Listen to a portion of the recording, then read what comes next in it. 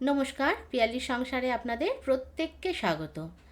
আজকে আমি আরেকটি নতুন রেসিপি নিয়ে চলে এসেছি। ছোট আলুর দম সঙ্গে ফুলকো নান রুটি। আশা করি আপনাদের ভালো লাগবে। আর আমার এই নতুন চ্যানেলটিকে সাবস্ক্রাইব করে দেওয়ার আপনাদের কাছে অনুরোধ রাখলাম। আর অবশ্যই আপনারা কমেন্টসের মাধ্যমে জানাবেন আমার রেসিপি আপনাদের কেমন লাগছে। তাহলে শুরু করছি আমার এই আজকের রেসিপি।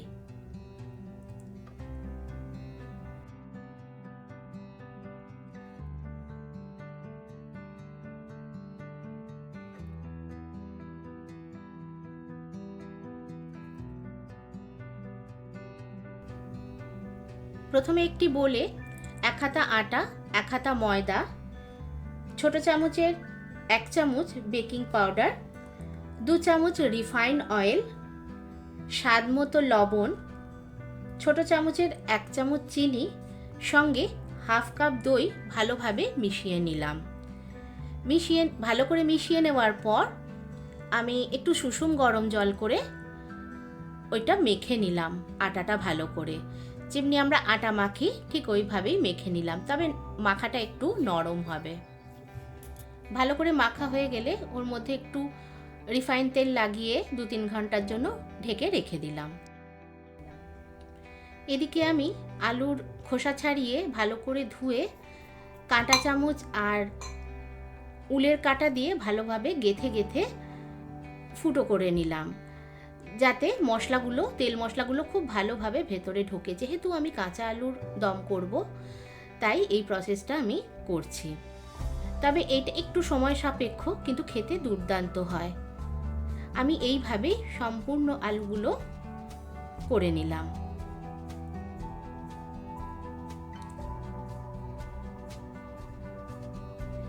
উলের কাঁটাটা আসলে ইউজ করছি, A4 আর A4 হয়ে যায়, যেটা কাঁটা চামচে করতে একটু সমস্যা হয়। এরপর আমি কড়াইয়ে তেল দিয়ে দিলাম। বেশ অনেক খানিকটাই তেল দিয়েছি, কেননা এরপর কিন্তু আমি আর তেল দেব না। তারপর আমি আলুগুলোকে দিয়ে দিলাম, এরপর ভাজতে থাকলাম।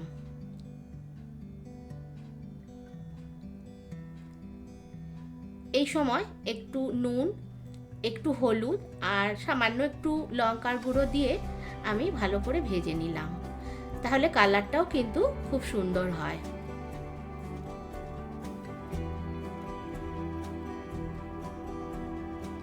দেখুন কালারটা খুব সুন্দর হয়েছে। তারপর ভাজা হয়ে গেলে আমি তুলে নিলাম।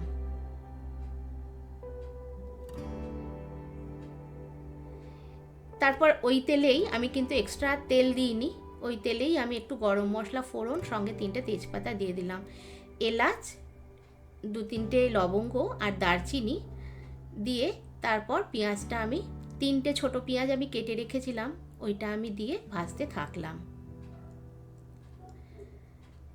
ভাজা হয়ে গেলে আমি আদা, রসুন আর কাঁচা লঙ্কার পেস্ট 2 চামচ দিলাম, 1 চামচ ধনে গুঁড়ো, 1 চামচ জিরে গুঁড়ো, 1 চামচ হলুদ, আর আমি 2টো টমেটো আর 4টে শুকনো লঙ্কা আমি বেটে রেখেছি, সেই বাটাটাও দিয়ে দিলাম। সঙ্গে 3 চামচের মতো টক দই। টক দইটা কিন্তু একদম ফ্রেশ হতে হবে আর নর্মাল টেম্পারেচারে রেখেই কিন্তু দিতে হবে। তারপর ভালো করে কষাতে থাকলাম।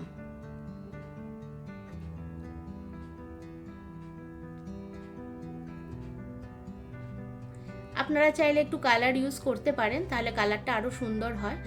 তবে আমি কালার ইউজ করিনি, যেহেতু শুকনো লঙ্কা দিয়েছি, কালারটা কিন্তু খুব সুন্দর হয়েছে। এরপর আমি 1 কাপের মতো আমি মটরশুঁটি ছাড়িয়ে রেখেছিলাম, ওটাও দিয়ে দিলাম। তারপর কিছুক্ষণ ঢেকে মশলাটাকে কষিয়ে আলুগুলো দিয়ে দিলাম, এরপর কষাতে থাকলাম।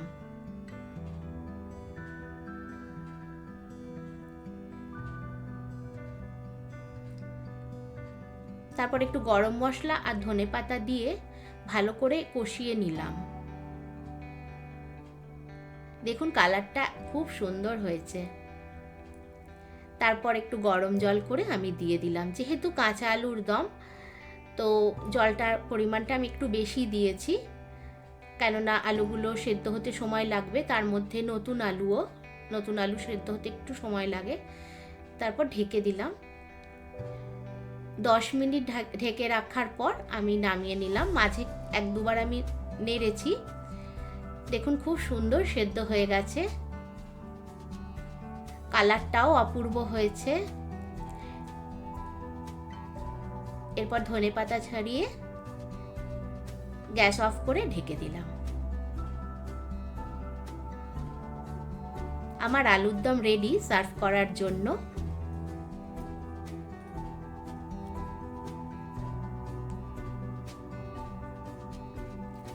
এরপর আমি এটা 3 ঘন্টা মতো রেখেছিলাম, তবে আরেকটু রাখলে ভালো হয়। তো 3 ঘন্টার পর আমি এটা লেচি কেটে নিলাম।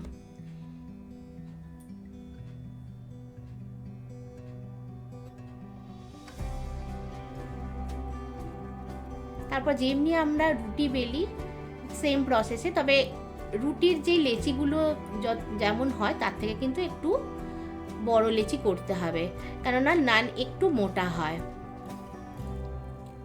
দেখুন বুঝতেই পারছেন আমি একটু মোটা করেই করছি, খুব বেশি বেলবো না। আর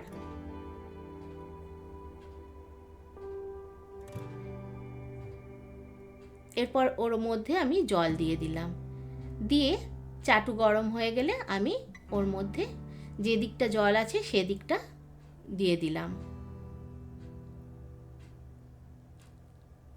এইভাবে দেখুন কেমন ফুলে ফুলে গেছে। এরপর আমি নামিয়ে রুটি সেকার মতো সেঁকে নিলাম। এটা আমার ঘরোয়া প্রসেসে নান, এটা সম্পূর্ণ আমার প্রসেসে। এইরকমভাবে করে দেখবেন, খুব ভালো হয় খেতে। একদম ফুলকো ফুলকো নান রেডি হয়ে গেল। সঙ্গে একটু বাটার লাগিয়েই আলুর দমের সঙ্গে আমি সার্ভ করলাম। তবে আপনারা চাইলে চিকেনের যে কোনো আইটেমের সঙ্গেই এটা করতে পারেন। চিকেন কেন, মাটন, যে কোনো নিরামিষ তরকারি সবেতেই কিন্তু ভালো লাগবে। আর খুব সফট, সুন্দর, ভালো খেতে। পরের দিন রেখে দিলেও কিন্তু খুব সফট থাকে। আমার রেসিপি আপনাদের কেমন লাগছে কমেন্টসের মাধ্যমে জানাবেন। আর দেখা হচ্ছে আমার নেক্সট ভিডিওতে। আপনারা সবাই ভালো থাকবেন। নমস্কার।